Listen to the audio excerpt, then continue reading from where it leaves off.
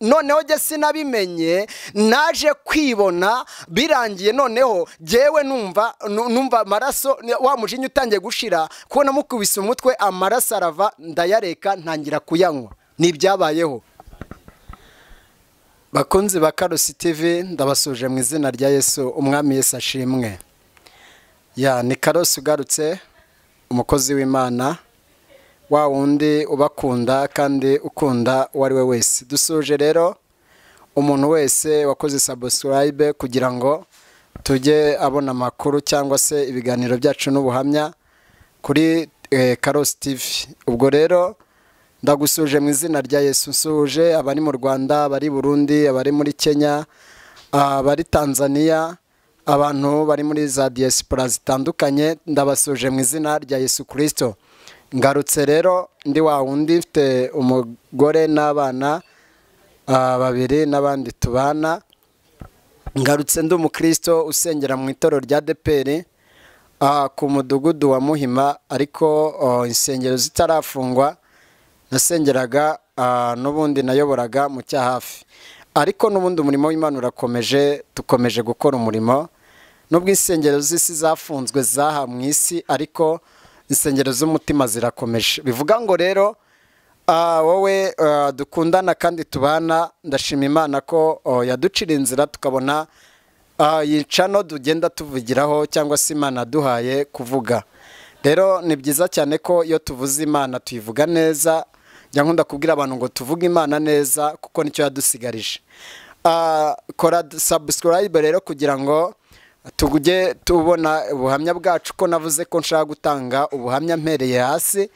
Bwa mbere nanatanze igice cya mbere, ngiye mu gice cya kabiri, ndetse ndakubwira inzira n'urugendo nanyuzemo kugira ngo mbuye undi we, uyu nguyu ushima Imana, uyu usengera umuntu, ushaka gusengera umuntu akazuka, uyu ushaka gusengera umuntu ufite mu kibazo akakivamo, uyu ushobora wanyuze muri byinshi ariko nkaba nkora byinshi Imana ishoboje. Ntabwo ari jye ubikora, ahubwo iri muri nge nibikora. Wakora shari rero ugasharinga abantu bose, ukabaha ibi biganiro nabo bagafashwa, ndetse n'abatarakira Yesu nabo bakamwakira. Bushize rero ubwo twarimo tutanga ubuhamya, nari nababwiye ku rugendo rukomeye nanyuzemo, nanabasobanurira uburyo ki ibinyamakuru bamwe bari banditse ko Karusi yanywaga amaraso.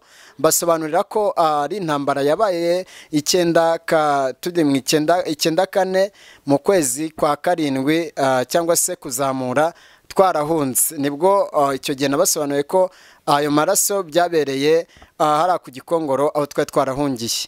Ubwo rero nanone nza kubabwira ku buzima bw'aho twanyuzemo mu bihe bitandukanye bw'ibigeragezo byo kwibana n'inzara yari yaratwishe. Bongeze nge nasoreje rero ku kiganiro cyangwa se ku buhamya nabahaga bw'uko nari ndi gufasha umukecuru. Nari ngeze nkora akazi ko mu rugo hari Ingoma i Butare, nkorera umukecuru najyaga wari urwaye bikomeye atibyutsa, nkajya mwuhanagura, nkamwoza, ndetse nkanamufurira imyambaro yajyaga yaririmo imyanda bitewe nuko atabashaka kujya ku matuwareti. Uwo niwe Karusi rero, niwe ndagira ngo rero nkomeze nababwira ko uwo mukecuru yari akennye, kubera umuhungu we yarigaga, afite umwana umwe, yari yaraturutse i Burundi aho bita Ngozi. Ubwo rero birangije aho nakoraga, biba ngombwa yuko umukecuru naje kumubwira ko ngiye mu cyaro, cyangwa se ngiye iwacu kugira ngo njye kureba imizinga. Nyakuri rero nuko nari umwana, bwari ubwana, ntabwo ari uko nari ngiye kureba imizinga, ahubwo nuko bwari ubwana numvaga ndambiwe. Kuko urumva naracuruzaga ku manywa, narazaga mu gitondo, narazindukaga ngakora isuku, narangiza nkafura, narangiza ngahita njya gucuruza ubunyobwa kugira ngo tubone uko tubaho. Ndakomeza rero muri ubwo buzima, umukecuru turabana. Nyuma rero nza gutaha, ngeze mu rugo arapfa. Yaje gupfa rero, mbere y'uko apfa hari murumuna we wari waje waturutse i Ngozi, aramubwira mbere y'uko araga nk'uko abandi babyeyi baraga. Aravuga yari afite umwana umwe witwa Inosa, arangije aravuga ati rero Inosa muzashake ufite murumuna wawe witwa Francis ka kana kanyitayeho mu burwayi bwanjye uzagashake ibyo mfite bikeya muzabisangire abaye murumuna wawe. Ubwo umukecuru aripfira. Urumva ko rero jewe nari naravuye aho ngaho, ntabwo nari nkiba aho ngaho, nari narasubiye mu cyaro. Ntibari bahazi gusa bumvaga mbabwira ngo na hantu Isave. Urumva Save ni nini, hari Save, hari Gisagara, hari mbega hari za n'ahantu hakuri. Ntabwo nababwiye aho nuruka ko ari Gisanze. Ubwo rero barampize. Urumva ko uyu mukecuru asa n'aharaze cyangwa se afite umuntu araze, biba ibibazo kuko iyo utabishatse abakera bubahirizaga umuco, cyangwa se udarakizwa bubahiriza umuco w'abantu ba kera. Ubwo rero birangije barampiga kugera bambonye, baranjyana rero bangejeje mu rugo barambwira bati nyogokuru yararaze avuga ko nawe ugomba kuba umwana we ukafasha Inosa kugira ngo mubane. Ndangije ndababwira nti rero bitewe n'ubwana ndababwira nti rero mugomba mbwira Inosa ntugomba kujya umpemba. Ni arambaza ati mama se yaguhembaga ngahe? Namubwira nti amafaranga 1500. Biza kuba ngombwa rero ko ayo mafaranga nyakorera ankora akahita we yari yarabonye akazi. Urumva yari yararangije kwiga akora muri Zari Irubona. Ndangije rero ndamukorera nkora muri ubwo buryo bigoye, nkajya gusa sintungwe n'ibyo kurya, nkajya ntungwa na kanyanga n'urumogi narangiza nkanywa essence. Ubwo icyo gihe nimita niga ibiyobyabwenge, nibwo nahise ninjira mu mashuri ya karate ntangira kwiga karate. Ubwo ngeze muri bwa buhamya natanze bw'uko nayigaga kugira ngo nice abantu, nzica abantu bangiriye nabi. Byari byarabaye ngombwa rero njya gufata umugambi mubi mubisha, nuko bitewe nuko mama yirirwaga hunga urumva 94 byari byarabaye. Ariko na nyuma ya intambara irangiye biba ikindi nacyo bitewe na za nzangano zari mu miryango. Ariko turashima Yesu wazanye leta y'ubumwe, ibintu bigakemuka, abantu bakaba bafite ubumwe. Icyo rero icyo gihe byari bikomeye, na Munyangiri icyo gihe yari iriho. Birangije mama rero biza kuba ngombwa ko ataturera, nta mubyeyi n'umwe wigeze aturera. Birangira rero icyo gihe mpita ngira ubugome kuko ndabyibuka bigeze aho bitewe nuko twabaye nabwe ko twari abana 8 badafite buturera, tutazi kwihingira, kwa dutunzwe no kwiba. Ubwo rero icyo gihe ndabyibuka hari umudamu umwe wigeze kunkubita inkoni 100. Nari ngifite imyaka igera mu 9 hagati 7. Mu myaka nafite imyaka 7 ndabyibuka nigaga mu wa kabiri. Arangije nkubita inkoni 100, ndetse ni naho izi nzara mubona imbere ya kamera zanjye zaviriyemo. Mberetse ku mano mfite inzara 3, bivuga ngo yarankubise n'inzara zivamo ko yankubise inkoni. Arangije ariko icyo gihe bari bambeshye ngo nibye, nari nshyiriye mushiki wanjye imyenda ku ivomo. Bwari ubuzima butoroshye. Uwo muntu arankubita ndabyibuka yari koseye. Arangije arankubita, cyo gihe arekiraho bakonseye, arankubita ari umudamu, arankubita nkuramo inzara, arankubita intoki arazivunagura. Murabona inzara nazo mfite inzara nkeya rwose ntari kugira. Ndangije ankubita inkoni zo mu birenge. Umwana w'imyaka 7 kumwikoreza amabuye, amatafari yanyikoresha amatafari anshingishishanya ku mabazi zamavugirije. Ku myaka 7 yanjye ankorera amabuye. Byari ibibazo bikomeye. Turashimira leta ko ibyo bintu bitakibaho. Rero birangije icyo gihe barankubita, yankubise inkoni, zimwe zikubita mu birenge, izindi zikubita intoki, inzara zirabora zivamo. Mwumve ko n'impamvu zo kutiga bitewe nuko yahise antera kurwara ibinyoro. Ni ikintu ntigeze mvuga mu buhamya. Mpita ndwara ibinyoro mvamo inzara zose zivamo. Rumva n'ubu ndashima Imana ko wende intoki havuyemo inzara 2. Rumva n'ubuzima butoroshye. Narabwe ngo ndashaka ubuhamya bw'inzira y'umusaraba nanyuzemo. Urumva rero ni ubuzima butoroshye. Icyo gihe rero mitangira ubugome bukomeye, nareba inzara, nareba uburyo ki murumva mu kwiga nageraga igihe akabaraga kamwe kajya mu kirenge agahita byimbagana nkajya kwiga bitoroshye. Urumva abari abantu benshi banyuze mu buzima nk'ubwo nanyuzemo, wenda mwihangane. Wenda nabandi babyumva bagira impuhwe cyangwa bagira amarira hafi, mwihangane kuko n'ubuzima butoroshye. Kuko icyo gihe nibazaga nimba umuntu abaho, nimwumva ngo Karosi cyangwa se François ntiyavugaga, bita bikubitiraho rya zina twihoreye, mpita mbikirage. Bivuga ngo mpita nibikamo ubugome, ntekereza ibyo bimbayeho. Noneho icyo gihe ubu buzima butanyoroheye, noneho ubwo bahita banyita amazina bitewe nuko ubwo rwamabaragasa nkajya ndwara amavunja, ariko amavunja nayo ntiyabaga ari menshi, akabaragasa kamwe katumaga mpita ntobagurika ibirenge. Noneho kugenda byari byaranze, urumva mpita nibwo nagiye ingoma rero mbona izambaragasa zisa naho zikize cyangwa se zivuyeho, ngiye mpita ntangira kwiga karate kugira ngo nzice babantu bangire nabi. Ndabyibuka nigeze kujya kwiga, nigeze kujya numva nahise mva mu ishuri, ariko kuva mu ishuri byari bitewe n'ubwo buzima bwo kubura ibyo kurya n'izo mbaragasa cyangwa se ibyo binyoro nari ndwaye bidafite ubivura, bitewe na za nkoni nakubiswe. Ndabyukana umudamu wundi nanone wankubise nari ndagiye inka, amvunagura aramvuna urutugu, nabwo ndabyibuka. Inka avuze ngo ironye kandi itonye, bwari ubuzima butoroshye kandi nta kivugira nta kirengera icyo gihe twari dufite. Wafataga wese yarakubitaga uwo ari we wese. Bivuze ngo uyu munsi ndatanga ubuhamya bweruye, apana bya bindi napfunyikaga nkanyura hirya no hino. Ubwo rero icyo gihe ubwo buzima nibwo Karosi yanyuzemo. Ndangije rero mpihingamo bwa bugome, nagira ngo ntange mbwire babantu bavuga ngo ese ubugome bwanyu bwaturutse naho ubugome bwahise buva, mpita mba umugome mubi, mpita mba undi muntu, mba shitani, numva Imana ntibaho bitewe n'ibyo byose badukoreye.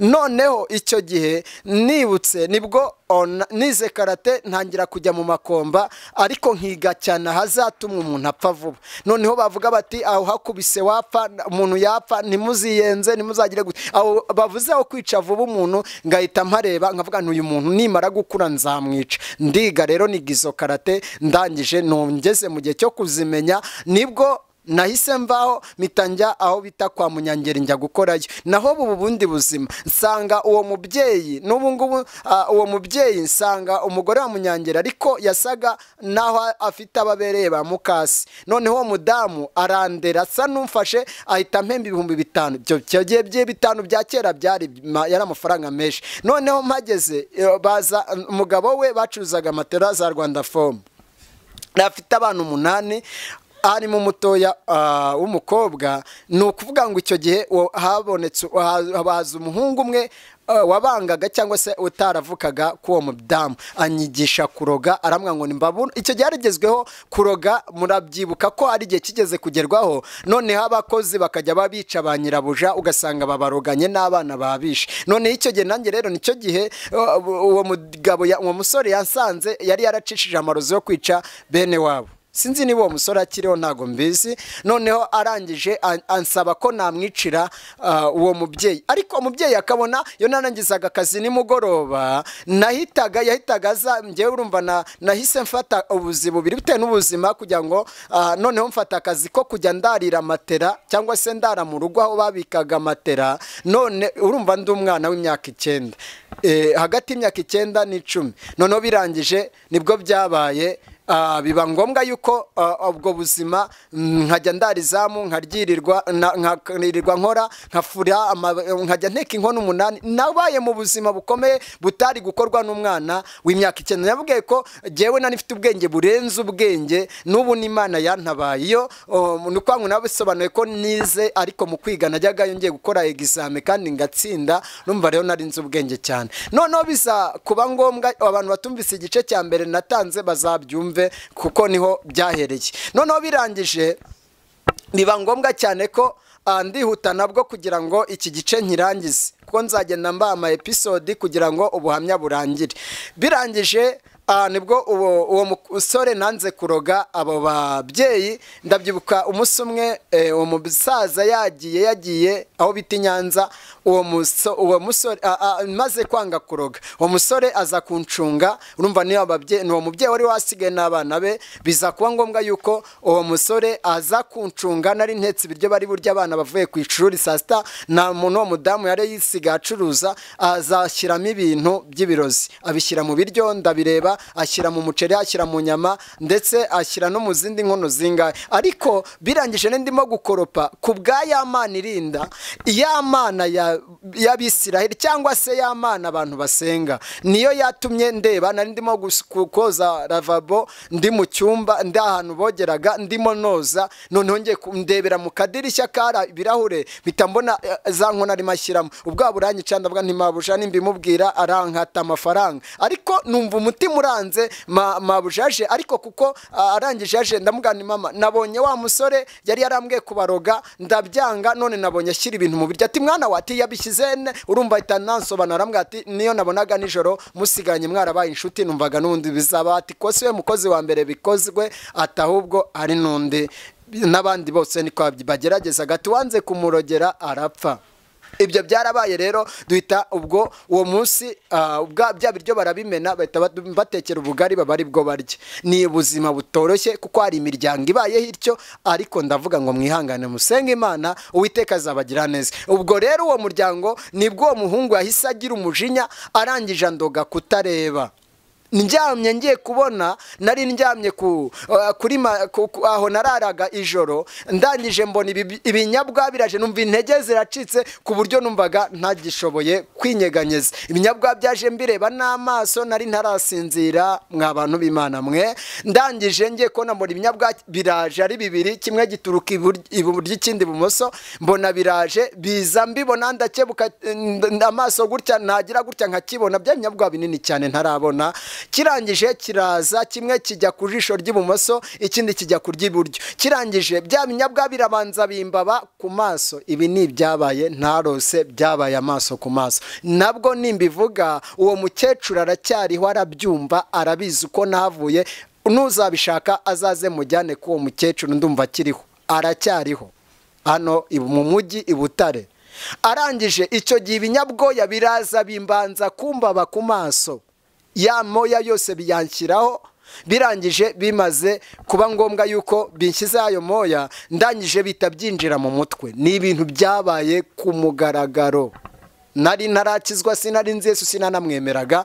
Birangije bita binjya mu mutwe, ngibyo bigeze mu mutwe bijya mu bwonko, mpita mba umusazi. Icyo gihe amaso arabyimba, mpita mba impumyi. Ni ibyabaye. Noneho birangije ubwo icyo gihe mbaye impumyi, mu gitondo cya kare bategereza ko nza mu kazi, baraheba. Nari nkiryamye ku ntuze hamwe kuri ya depo nararaga hanze. Baraza, wa mukecuru ahita azagira ubwoba kubera ibyo nari namubwiye, n'iyo mabanga yari yamenetse. Urumva twe twagiye tuvumbura ibintu byinshi cyane, urumogi na bya birozi turabikuramo. Birangije noneho umujinya rero ubuza gutyo, nibyo byari byanteye kundoga muri ubwo buryo. Ndangije akimbona ati Francis, nawe upfuye nk'abandi. Ati nawe urapfuye. Ati mwana wanjye urapfuye. Icyo gihe ndabyibuka, ndangije bagiye kureba wa musaza kugira ngo ampe amafaranga wenda make nari ngejejemo kugira ngo bantegere ntahe. Aranga umusaza, aravuga ati hoya, nari nabaye impumyi. Nibwo mu buhamya bwa mbere natanze mvuga ko nahise kubera ubwihebe nabwo buzima bubi nabayemo, nahise manuka kwitaba, aho bita kwitaba i Butare.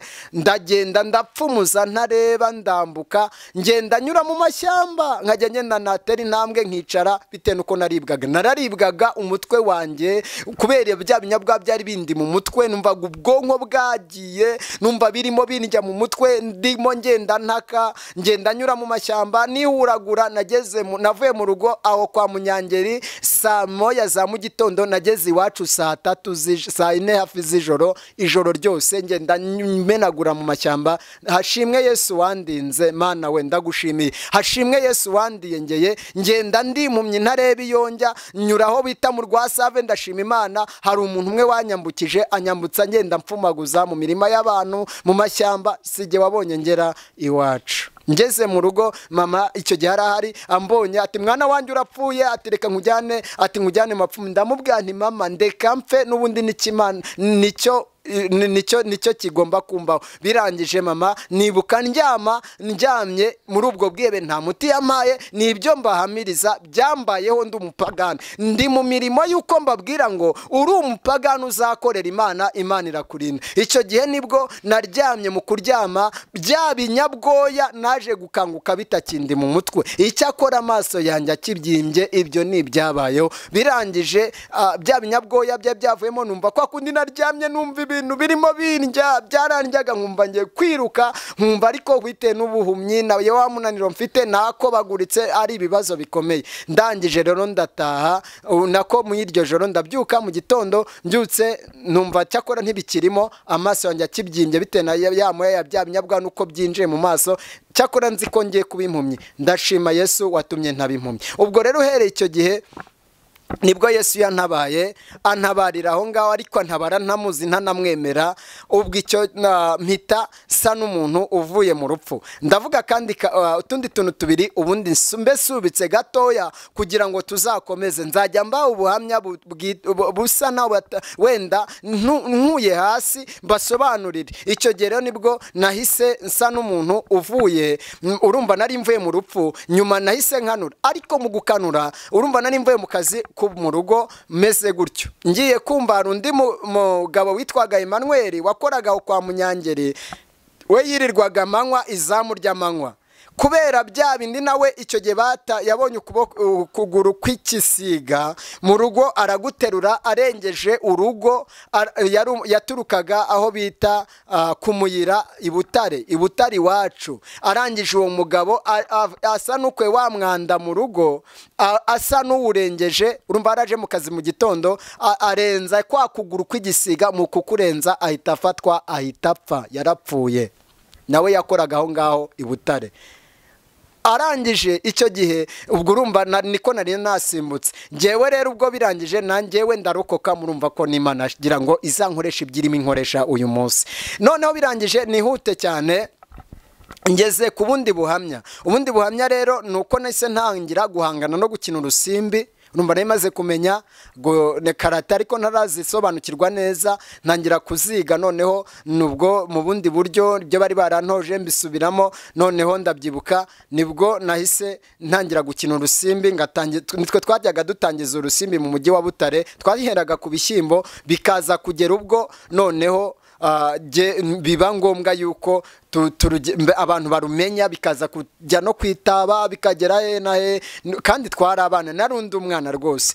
Ubwo rero nibyo byabaye, nza kugera igihe mpita ninjira mu kunywa inzoga zirenze, nkajya kwa Ntage, aho bitaga kwa Ntagengwa Isave ku Cyinteko, nkanywa Nyirantare batarashyiramo amazi, bayitaga igikoma. Icyo gihe niko twayitaga. Nkayinywa amacupa 5, narangiza ngashyiramo urwa bitoki, nkanywa amacupa agera muri 10 nangahe, nkashyiramo kanyanga iriya yaka mu itadowa, nkataha ntanagwa, nkagera mu rugo. Ibi ni ibyabaga, kandi buri cupa ryose ryajyanaga n'isigara. Icupa ryose ryajyanaga n'isigara. Nkanywa icupa, nshyiraho isigara, nkanywa icupa, nza gutaha rero, nkataha ngenda ntawe sinze ntagwa. Ariko bitewe n'ubwo bugome naratashye mu rugo. Ubwo ntawavugaga, iyo naburaga amafaranga mama naramukubitaga. Ndi umwana wakubise nyina mu gihe namubonye gitoya, naramukubise. Birangije rero mama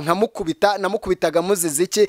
Wenda aravuze ati rekura icyo wa mwana we, cyangwa se wa mwana we ntiwakoze iki? Naramufataga nkamukubita. Nanone ikindi gihe wenda nkanywa, namara kunywa inzoga nkakubita abo mu rugo, nkaza mushiki wanjye ndabyibuka nigeze kumukubita. Ubu mfite inkovu hano kwino, nasohoye mushiki wanjye ngiye kumwica, mu kumwicira hanze namukubise umwuko, ndamusatura sa kuraturika, umujinya nagiraga umujinya ku buryo wantema simbyumve.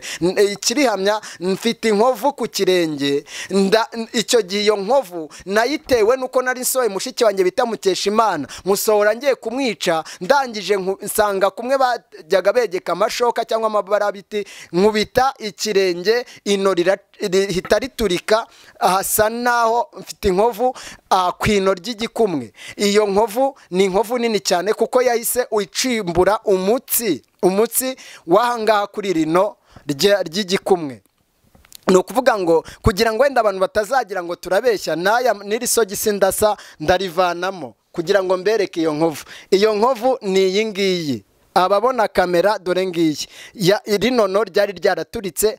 Wenda hari ibintu tujya tuvuga abantu bakavuga ko tubeshya, ntabwo tubeshya, ibyo tuvuga ni ukuri. Iyi nkovu yaraturitse, umutsi uraturika wino. Noneho jye sinabimenye, naje kwibona birangiye. Noneho jyewe numva amaraso, wa mujinya utangiye gushira, kubona mukubise umutwe amaraso arava, ndayareka ntangira kuyanywa. Nibyabayeho. Ubwo birangije abo mu rugo barahurura, baza baje kumunyiza, baza ari benshi. Ari na data wacu witwaga Gakwandi, aza barahurura bose mu gace, baza munkuraho. Ariko umujinya utangiye gushira, numva yantuze ya maraso ari kududubiza, aragize. Numva harakonje, nkumva ibintu bikonje biri kumanuka, ariko ububabare ntarabwumva, ntabwo nari numva ubwo bubabare. Birangije nicyo cyabaye ubwo ngubwo bita bigira. Mpita mvuga nti uko biri kose baramunkiza, ariko amaraso akomeza kududuza. Ubwo bahita biruka mu rugo, nta waraye mu rugo. Nibyabaye mu rugo, bahise bagenda baracumbika, nta waraye mu rugo kubera umujinya nari mfite. Kandi ya maraso mpita ngenda mu itabi, nsukamo itabi. Noneho ubwa bugome nari mfite, nari umugome. Mwabibonye, ababonye wenda uzashishoze neza uzasanga kino n'ikirenge kimwe nkweretse, nta nzara mfite, inzara zavuyemo. Ni bya bindi nababwiye bwa buzima bukomeye, kuko hari ibyo tujya tuvuga navuze buke nkabivuga ngenda nerekana ibyo byose. Wenda abantu bakavuga ngo turabeshya, ni ibintu biba bitabaye. Rero nihuse ndagira ngo soza ko kari akambere. Ubwo urumva icyo ngicyo, rya tabi niryo wa muyonga w'itabi waragiye unkiza cya gikomere. Nafataga itabi ninkira nzabica, nabo mu rugo bari bagiye muri dosiye yabo nzica. Ariko birangije Imana ishimwe yamfashe ntarapfa. Ubu mba narapfa, iyo ntapfa byari kuba bikomeye. Noneho birangije nicyo cyabaye. Noneho mpita nsa n'umuntu wibitsemo ubwo bugome, cya gisebe, ariko umugome ntapfa. Ariko ndashima Imana yagira ngo nzavuge. Ubwo icyo gihe bwa bugome nari mfite nibwo bwatumye cya gisebe kirakira, nkajya nsukamo inzoga, najya kunywa inzoga ngasukamo, najya gukora iki. Noneho cya gisebe naje kwibona nta gikize, nta muti. Wa mutsi uraterana, ubu warateranye, mfite amaguru mazima, ingingo zanjye zirakora zombi. Imana nibishimirwe. Nihuse rero nsigaje kamwe kugira ngo mpite nsoza icyo gice. Ikindi rero ni igice cyo kunywesha Bibiliya ya mushiki wanjye, kwa ko ndakarangiza sinanagatindaho. Ubwo icyo gihe urumva nahise mpangana, umushiki wanjye yahise akizwa, yakira Yesu. Akimara kwakira Yesu mpita nangaga Imana, n'umuntu wavugaga Imana numvaga mwanze, ndetse no bishoboka ari nabo natimbaguraga kugira ngo iyo Mana numvaga iyo Mana itabaho. Numvaga cyakora nemeraga ko shitani abaho, ariko Imana sinayumvaga. Bitewe na bimwe nanyuzemo. Burya nubona umwana we wa mubyeyi, wenda uri kubona karosi, ukabona umwana we afite ubugome, aba afite ubugome kubw'ikibazo runaka yahuye nacyo. Mbabwire ngo nejo bundi isezerana, ibi mbabwira byambayeho, ni ikimenyetso gikomeye. Byizi ntoki zanjye zabaye gutya, nanasezerana aha sheri yambitse urutoki, impeta kuri uru rutoki. Nahishaga intoki ndi gusezerana kugira ngo nerekane impeta naragahishe, kubera iki kibazo cy'izi nzara zavuyemo, zikuwemo n'inkoni. Icyo rero nubona umwana wafite ubugome, uzamenye, uzigenzure ngo umwana wanjye sijye waba waramuteye ubugome bitewe n'agatoto, nuko namutose nkamugira nabi. Nihuse rero nza rero ubwo umushiki wanjye akijijwe, nibwo nahise ndwana no gushaka uburyo twamugusha. Dukorana na mama nabi wacu bose, kubera ko twabonaga ari bidasanzwe, twumva ari masenga. Noneho turamurwanya. Noneho umushiki wanjye tuba bagome ku buryo nta n'uwamusuraga mu rugo, na mukuru wanjye ndetse n'abavandimwe. Noneho birangije nibwo nahise mbona mushiki wa iyi Mana senga, nibwo ko mpita negura Bibiliya ye. Nibwo muzumva ngo karosi yanywesheje itabi Bibiliya, nyinywesha ari ubugome no gushotora iyo Mana y'abarokore bavuga, nyimita nyinywesha itabi. Nangira kunywesha itabi Bibiliya, ndayinywesha.